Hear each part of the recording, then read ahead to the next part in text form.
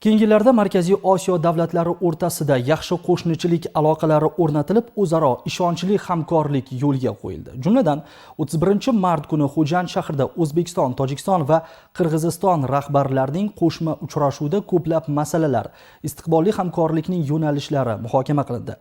Mazkur uchrashuvga hamohang tarzda yurtimizdagi chegara oldi hududlarda va ko'p millatli mahallalarda madaniy-ma'rifiy tadbirlar ham o'tkazildi. Xususan, viloyatimizda ham qudratimiz birlik va ahillikda shiori ostida bayram tadbirlari tashkil etildi. Dastlab shu haqda.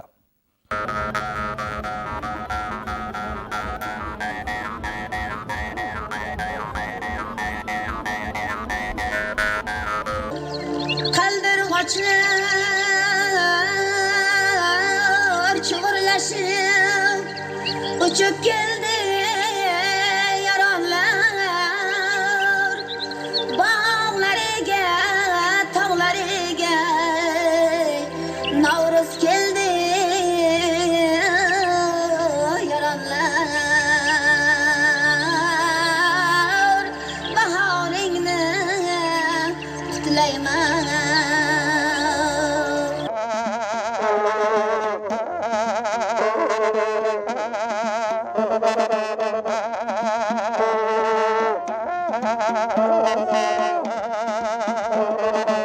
Baxmal tumanining 12 ta mahallasida 3 kun davomida o'tkazilgan bayram tadbirlari yaqin qo'shnichilik, millatlararo totuvlik, bag'rikenglik, do'stlik va hamjihatlikning amaliy ifodasi bo'ldi. Jumladan, hududning so'lim manzillaridan biri Tojikiston Respublikasi bilan chegara hududda joylashgan, asosan qirg'iz millatiga mansub aholi vakillari istiqomat qiladigan Muzbuloqda o'tgan tadbir ham ko'tarinki ruhda tashkil etildi.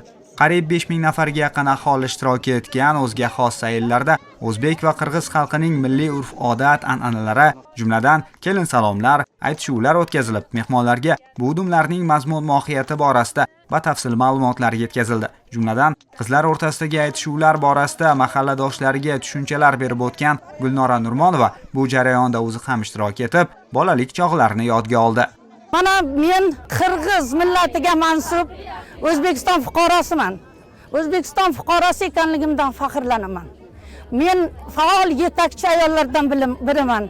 O'quvchilarimni mana shu hamma millatning an'analarini hurmat qilishga, mana shu kelajakda o'z vatanini sevishga va kelajakda buyuk odamlar bo'lib yetishi uchun hamma kuch-qudratimni sarflashga tayyorman. O'zbek, Qirg'iz, Tojik xalqlarining do'stligi abadiy bo'lsin, tinchligimiz farovon bo'lsin, hamma tinch, totuv yashasin.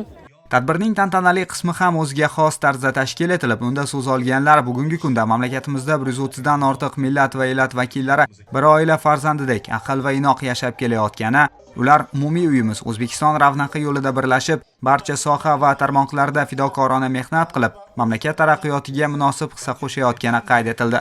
Teatrlashtirilgan sahna ko'rinishlari, folklor etnografik ansambllar badiiy chiqishlari, milliy maqom, raqs va xalq og'zaki ijodiyoti namunalari ijrosi yig'ilganlar kayfiyatiga yanada ko'tarinkilik olib kirdi. Baxmal tumanimizda tojik, qirg'iz, o'zbek millatiga mansub aholi yillar davomida, asrlar davomida o'zaro hamjihatlikda, bir to'y bilan, bir ma'raka bilan yashab kelmoqda.